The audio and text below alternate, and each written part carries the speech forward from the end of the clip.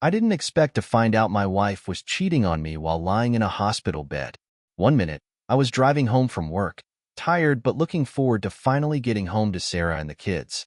The next thing I knew, I was staring up at blinding hospital lights, barely able to move, with a doctor explaining how lucky I was to be alive after a car accident that could have killed me. My phone had been thrown across the car during the crash, so when I asked the nurse to call my wife, I just wanted her to come be by my side. Except she didn't pick up. Not once. The nurse tried 4 times. I tried 3 more once I got my hands on my phone, and nothing. I must have dozed off from the medication, because when I woke up again, the hospital room was dark, and a message had popped up on my phone. I was relieved, thinking it was Sarah finally reporting in, but the message wasn't from her, it came from an unknown number. And it wasn't a random message. It was a message for her. Missed you today. Let's meet up tomorrow if you can make it out again. James. At first I thought there'd been some kind of mistake. Maybe a wrong number, an accidental text. But the name, the little details, it all flashed through my head too fast. I lay there, staring at the message, feeling my chest tighten as the realization hit me like a punch. There wasn't any mistake here. This wasn't some random text or a wrong number. This was a message for my wife, from a guy named James. I tried to brush it off, tell myself it couldn't be what it looked like. But as I scrolled up through past messages, there were dozens. All there, in plain sight. Dates, locations, messages like, "Can't wait to see you again," and "Missed you so much last night." Each one felt like another knife, twisting deeper. My heart was pounding. I'd just been through a car accident, barely alive, and now this? I didn't know if I was in shock from the crash or from reading all this, but I couldn't move, couldn't think straight. I sat there, numb, just letting each word sink in. The nurse came in again to check on me, probably seeing the look on my face. She asked if I wanted her to keep trying Sarah's number, but I just shook my head. I didn't know what to say. What was I supposed to do? Call her and confront her while lying in a hospital bed? Part of me wanted to demand answers right then and there, but another part of me was terrified of what else I'd find out if I asked. For the next few hours, I lay there, staring at the ceiling, just replaying everything in my head. Every late night she'd said she was working, every time she'd rushed off, glued to her phone. All those little things I'd brushed off, thinking I was just being paranoid. But now, I couldn't ignore it. The proof was right there. I didn't sleep at all that night. My mind kept spinning, trapped between anger and heartbreak, wondering how long she'd been lying to me. And the worst part? I was stuck in this bed, unable to do a damn thing about it. The next morning, just as the sun was coming up, I heard a knock on my hospital room door. For a split second, I thought it might be Sarah finally coming to see me. My heart sped up as I imagined her walking in, maybe with some excuse, some explanation that would make this nightmare go away. But it wasn't Sarah. It was my best friend, Mike. He looked more shaken than I'd ever seen him. He rushed to my side, talking fast, saying he'd only just heard about the accident and came as soon as he could. As he was catching his breath, he noticed my face and asked if I was okay, if something was wrong. And before I even knew what I was doing, I blurted out the whole thing about Sarah, the messages, everything. He sat there, stunned, as I described the text from James. When I was finished, he was quiet for a moment, and I figured he was just as blindsided as I was. But then he shook his head, looked me dead in the eyes, and said, "I need to tell you something, man." My heart dropped. I asked him what he meant, and he started to look away, like he couldn't stand to meet my gaze. Finally, he told me that he'd known about Sarah seeing someone else, had heard rumors from mutual friends, but didn't want to say anything until he was sure. He said he thought it was just talk, that it couldn't be true, so he didn't bring it up. But now, hearing everything I'd found, he was certain it was real. Hearing that my best friend had known, had even the faintest idea about what was going on, and didn't tell me, that was another blow I didn't see coming. I felt betrayed all over again, like the 2 people I trusted most in the world had both been lying to me. And the worst part was, I didn't even have the energy to yell or argue. I was just broken. Then, as we sat there in silence, the door creaked open and Sarah walked in. She froze when she saw Mike sitting by my bed, her face going pale. She hadn't expected anyone else to be there, and for a split second, She looked as panicked as I felt. I stared at her, feeling a mix of rage and hurt bubbling up. Mike stood up, his face hardening as he looked between the two of us. Before I could say anything, he told her he knew about everything, that I knew too. Sarah's face twisted, and she stammered out some excuse, saying it wasn't what it looked like, that I had it all wrong. I'd had enough. I told her I'd seen the messages from James, and I wanted the truth. She opened her mouth, probably ready to throw out another lie, but then she stopped. I could see the look in her eyes change, from surprise to something colder, something calculating. And then she said, "Fine. Yes, I've been seeing him. And if you want to know the truth, I wasn't planning to stop." Those words hit me harder than the crash ever did. She wasn't apologetic. She was defiant. She stood there, staring at me, almost daring me to react. I felt my breath catch in my throat. The realization that she was standing there, openly admitting to everything, shook me to my core. Her defiance was like a slap in the face, and I couldn't wrap my head around it. The woman I loved, the mother of my children, was casually confessing to an affair, as if she were discussing weekend plans. I struggled to find the words, the anger bubbling beneath the surface. My mind raced as I fought to process what I just heard. She wasn't just cheating. She had made a choice, a deliberate decision to betray everything we built together. What about our family? I finally managed to say, my voice shaking. What about the life we've built? She shrugged, that cold, calculating look still on her face. It wasn't fulfilling anymore. I needed something else. Someone else. The bluntness of her words felt like ice water poured over my rage. I was standing on the edge of a cliff, and she was pushing me closer to the edge with every sentence. I glanced at Mike, who was watching the whole thing unfold, concern etched across his face. He had seen me through every high and low, and now here we were, in the middle of this nightmare. I turned back to her. And this guy, this James? What does he have that I don't? She opened her mouth, but I cut her off, desperate for answers. Is it excitement? Passion? Is that what you were looking for? She didn't respond immediately, her eyes flickering with something I couldn't quite place. Finally, she said, "It's not just that. It's a connection I haven't felt in years. You were so caught up in work and the kids that I felt invisible. He made me feel alive again." I shook my head in disbelief. "So you chose to cheat instead of talking to me about it? You couldn't have said something?" She shrugged again, her indifference infuriating me further. I didn't think it would change anything. It was just supposed to be a fling. Just a fling? I echoed, the anger boiling over. "You've been sneaking around behind my back. You've been lying to my face." In that moment, the facade of calm she wore began to crack, just slightly. I could see a flicker of guilt, or maybe even fear. But instead of breaking down, she straightened her back and held her ground. "I don't regret it. I won't lie to you about that." Those words hit me harder than I expected. I felt my heart splintering into pieces, each shard a memory of us. Happy moments, quiet nights, our kids laughing together. And now, it all felt so hollow.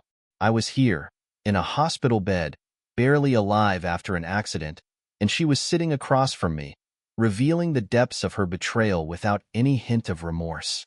I turned to Mike, searching for support, but he just looked at me, his expression a mix of sympathy and shock. I knew he was trying to process this too, to be there for me, but it was hard to see any way out of this mess. Then, as if sensing my despair, she said something that sent a chill down my spine. "I've made my choice.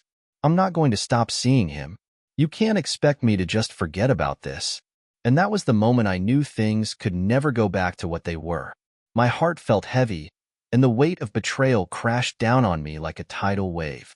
I was staring at a stranger, someone who used to be my partner, my confidant, now reduced to someone who had ripped my heart out and left me gasping for breath.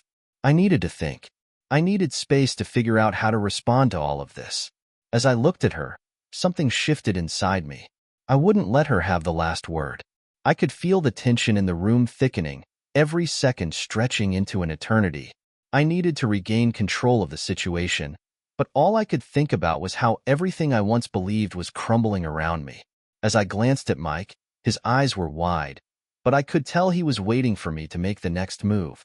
I took a deep breath, forcing myself to focus. "You say you've made your choice," I said slowly, choosing my words carefully. "But what about the kids? What about everything we've built together?" She opened her mouth to respond, but I held up my hand, cutting her off. "No, let's be real here. You're telling me you'd rather chase some fleeting thrill than be a part of this family? What happens when the excitement fades? What will you tell them when they ask why you chose someone else over their dad?" Her eyes flashed with anger. "You think I don't care about them? This is about me feeling trapped. I can't be the only one sacrificing everything here. And you think cheating on me is going to fix that?" I shot back, feeling my pulse quicken. "You're making excuses. You could have come to me. We could have worked on things instead of running away." The silence that followed was deafening. I could see the battle playing out in her eyes. Somewhere beneath the anger, a flicker of uncertainty. Maybe she hadn't thought this through. Maybe the weight of the words she'd just thrown at me was starting to settle. But before I could grasp onto that glimmer of hope, she crossed her arms, her expression hardening again. "I'm done playing the role of the dutiful wife. I want to be happy for once. You wouldn't understand." That stung. I'd always prided myself on being the supportive husband, the one who'd always put her needs first.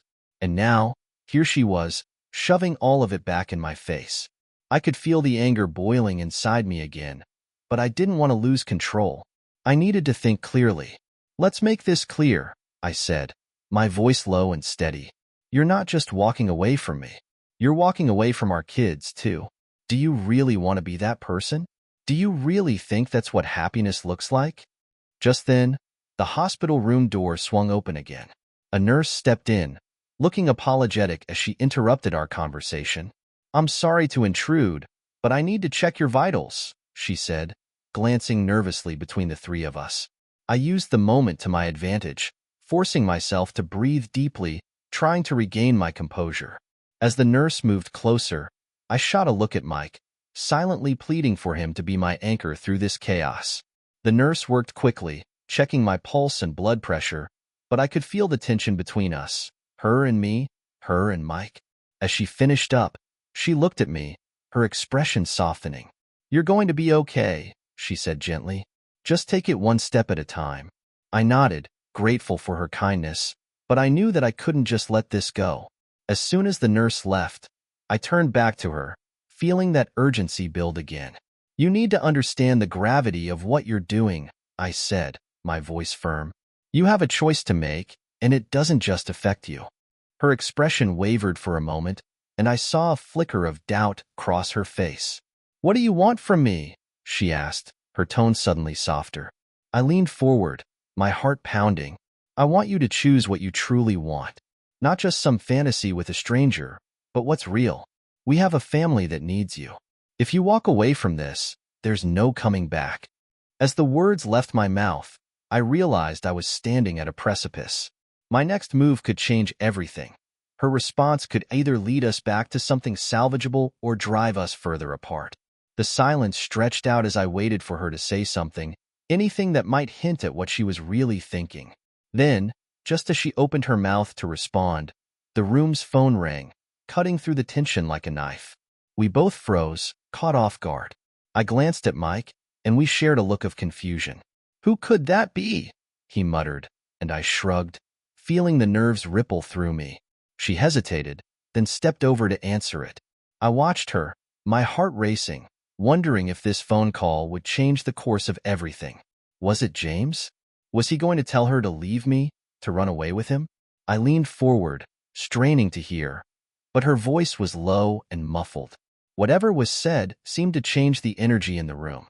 I could see her face pale as she listened, a hint of panic creeping into her features. I couldn't make out the words, but the urgency was palpable. When she hung up, she turned to me, and for the first time, I saw genuine fear in her eyes. "I need to go," she said, her voice shaky. "I can't talk about this right now." "Go," I repeated, confusion washing over me. "Go where?" But she was already moving toward the door, her mind clearly elsewhere. I have to handle something." As she rushed past me, I felt the ground beneath me shift, I couldn't let her leave without an explanation, without knowing what had just happened. I called out after her, "Wait, what's going on? What did they say?"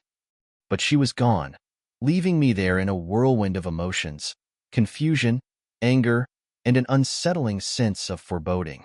I turned to Mike, desperate for answers, but even he looked lost, trying to figure out the abrupt turn our conversation had taken. "What just happened?" he asked, his brow furrowing. "I don't know," I admitted, my heart racing, "but I have a feeling whatever it is, it's about to get a whole lot more complicated." I was left there, staring at the door where she had just rushed out, my heart racing. The weight of everything hung heavy in the air. Betrayal, confusion, and the gnawing sense that this was far from over. I turned to Mike, who was just as bewildered as I was, his expression caught somewhere between concern and disbelief. "What the hell just happened?" I asked, my voice barely above a whisper. "I have no idea, man," Mike replied, shaking his head, "but I don't think she's done. There's something going on that we're not seeing." I nodded, my mind racing. I couldn't shake the feeling that whatever phone call she just received was a turning point, not just for her, but for us. "What if it's about James?" I said, the name bitter on my tongue. "What if he's threatening her or something? Or maybe she's made up her mind about him," Mike suggested, his brow furrowing. "We need to figure out what's really going on." Before I could respond, the door swung open again, and in walked a tall man in a suit. He looked around the room, his eyes landing on me, and I could feel the tension ramping back up. "I'm looking for Sarah," he said, his voice calm but firm. I felt a surge of protectiveness. "Who are you?" I shot back, trying to mask the panic rising in my chest. He looked taken aback for a moment, but quickly recovered. "I'm with the firm that handles her accounts. I need to speak with her about some urgent matters." He didn't offer much else, but the way he spoke made it clear he wasn't just some random business associate. "Why are you here?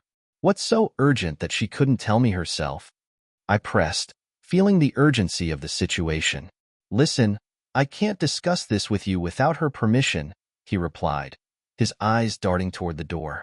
"But if she's in trouble, it's serious." The words hung in the air, and I exchanged a look with Mike. My stomach dropped. Trouble? What kind of trouble could she possibly be in? Had James done something to her? Did this man know about their affair? "Wait," I said, my voice tightening with a mix of fear and anger. "What kind of trouble are you talking about?" The man hesitated, clearly weighing his options. Finally, he sighed and took a step closer, lowering his voice. "If she doesn't come back soon, I might not be able to help her." That was enough to send my heart racing. Help her with what? You can't just drop a bomb like that and walk away. "Look, if she's in over her head, it's not just a matter of her personal life anymore. It could involve her job, even her safety," he said, glancing at the door again as if expecting her to walk back in any second. "Safety?" I echoed, feeling my pulse quicken. "What the hell are you talking about?" Before he could answer, I heard footsteps in the hallway. My heart raced again, and I shot a look at Mike. We both tensed, waiting for Sarah to return. But it wasn't Sarah who walked in. It was a police officer, her expression serious and no nonsense. "Is this the room for Sarah?" she asked, scanning the room. "Yes, but," I started, but she cut me off. "Is she here? I need to speak with her about a situation that's come to light." My stomach dropped. I glanced at the man in the suit, who looked just as bewildered as I felt. "Why do you need to speak with her?" I demanded, my heart racing again. "There's been an incident related to her recent activities," the officer replied, her voice calm but laced with urgency. "We need to get to the bottom of this as quickly as possible. It's important." "What kind of incident?" I asked, panic rising in my throat. "Is she in danger?" The officer met my gaze, and for a moment, the world around us faded away. "We don't know yet. We're investigating some irregularities, and we need to find her. It's crucial that she cooperate with us." I felt like the floor had dropped out beneath me. My wife, my partner, was involved in something dangerous, and I had no idea what was happening. "She just left here," I blurted out. "She was in this room just a few minutes ago." The officer nodded, her expression serious. We need to find her immediately. Can you think of where she might have gone? I shook my head, my mind racing with possibilities. I have no idea.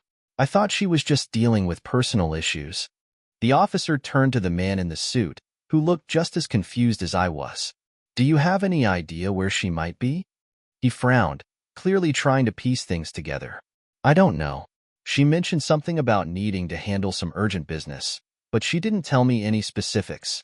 The officer pulled out her phone and began typing furiously. I'll need to alert the other officers. If she's in trouble, we need to find her fast. As she walked out, I turned to Mike, who looked equally stunned. What the hell is going on? I asked, my voice trembling. I don't know, he replied, running a hand through his hair. But we need to find her. If she's in some kind of trouble. Before he could finish, the man in the suit stepped closer, his face serious. Listen, I think I might know where she's headed. If there's any chance she's in danger, we need to act now. Where? I pressed, desperation creeping in. He hesitated for just a moment, then said, There's a hotel downtown where I know she's been meeting someone. It's possible she's gone there. Every instinct in my body screamed at me to follow him. If there was a chance she was in trouble, I couldn't just sit here and wait. Let's go, I said, urgency driving my voice. I glanced back at Mike, who nodded, and together we moved toward the door, ready to face whatever awaited us. My heart pounded in my chest, every step feeling heavier than the last as we raced to catch up with her. As we left the hospital, I couldn't shake the feeling that this was only the beginning of a much darker journey, one that would test everything I thought I knew about love, trust, and betrayal. As we raced to the downtown hotel, my mind swirled with questions and anger. I thought about all the moments I had shared with Sarah, the late-night talks, the laughter, the mundane routines that felt so normal until now. How had we ended up here? How had I not seen the signs? When we arrived at the hotel, I felt a mix of dread and determination. The building loomed before me, all glass and steel, hiding whatever secrets it held within. Mike and I exchanged a tense glance before pushing through the sliding doors. We approached the front desk, and I could feel my pulse pounding in my ears. I need to know if Sarah is here, I said, trying to keep my voice steady. The receptionist looked at me, her expression blank. I can't disclose guest information without permission, she replied, her tone professional. Please, I said, desperation creeping into my voice. This is serious. It's about her safety. Before I could say more, Mike stepped forward. Look, we don't have time for this. Just tell us if she checked in here or not. It's a matter of urgency. She hesitated, clearly torn. But then she glanced around, as if sensing our anxiety was palpable. Let me check, she finally said, typing quickly on her computer. Every second felt like an eternity. I held my breath, praying we weren't too late. When the receptionist turned back to us, I felt a wave of hope and dread wash over me. She's here, she said quietly, glancing at the screen. Room 306. The air left my lungs. Thank you, I muttered, hardly able to think straight. We dashed to the elevators, and as we rode up, I felt a rush of anger and fear. What was happening in that room? Who was she with? I clenched my fists, feeling a mix of determination and hurt bubbling within me. When we reached the third floor, I led the way down the hallway. My heart raced with each step, the weight of betrayal and the need for answers driving me forward. As we approached room 306, I could feel the tension crackling in the air. Are you ready for this? Mike asked, his voice low. Not even close, I replied, my throat dry. But I can't turn back now. I knocked on the door hard enough that it echoed in the corridor. For a moment, there was silence. Then I heard footsteps inside, and my heart pounded louder. Sarah, I shouted, my voice booming with urgency. Open up. We need to talk. The door swung open, and there she stood, her hair disheveled, wearing a look of shock that quickly morphed into anger when she saw us. What are you doing here? She snapped, trying to shut the door behind her. I pushed my way in, not caring about her protest. What the hell is going on, Sarah? I demanded, scanning the room. And there he was, James, sitting on the edge of the bed, looking equally shocked to see me. What is this? I shouted, pointing at him. Is this the urgent business you were handling? John, wait, Sarah said, trying to reach for me, but I stepped back, the betrayal hitting me like a physical blow. It's not what you think. I turned my gaze to James, who seemed to be recovering from the shock. What? You're just going to sit there? This is your fault. Hold on a second, he said, raising his hands defensively. This isn't what it looks like. No? I shot back, the hurt surging. Then what is it? You're just a fling? A connection that she couldn't resist? Sarah stepped between us, frustration spilling over. You don't understand. I was trying to find happiness. I felt trapped. You never listened to me. You don't find happiness by sleeping with someone else. I shouted, the anger boiling over. You find it by working through your problems. You had a family that cared about you. I didn't think you cared anymore, she yelled back, tears beginning to brim in her eyes. You were always so focused on work, on everything but me. This wasn't just a fling for me. It was a way to escape. James stood up, glancing between us. Maybe we should all just calm down. No, I interrupted. You're not part of this conversation. You've done enough damage. I turned back to Sarah, feeling the weight of everything we'd built crashing down around us. Do you even understand what you've thrown away? She opened her mouth to respond, but I could see the conflict in her eyes. She was angry, yes, but there was something deeper lurking beneath the surface. Regret? Fear? John, please, she said softly, her voice shaking. I didn't want it to come to this. I thought I could have both, that I could find my own happiness and still be a good mother. By lying to me? I asked, incredulous. By sneaking around? At that moment, something snapped in me. I could feel the rage building again, but this time, it was different. I realized I didn't just want answers. I wanted revenge, for all the nights I spent wondering if she was with someone else, for every time she made me feel like I was the problem. Maybe you should go, I said slowly, a cold determination settling in. Maybe you should take a good look at what you've done and figure out if this is really the life you want. John, don't, she pleaded, reaching for me, but I stepped back, feeling the anger morph into something else entirely, a sense of empowerment. No, I'm done being the one who just accepts this, I said, my voice steady. If you think you can waltz in and out of my life like this without consequences, you're wrong. You chose this path, and now you need to face it. Her face fell, and for a moment, I saw the woman I fell in love with, but she was buried beneath the weight of her choices. I didn't mean to hurt you, she said, her voice barely a whisper. But you did, I replied, the hurt turning into clarity. And now I'm going to make sure you understand exactly what that means.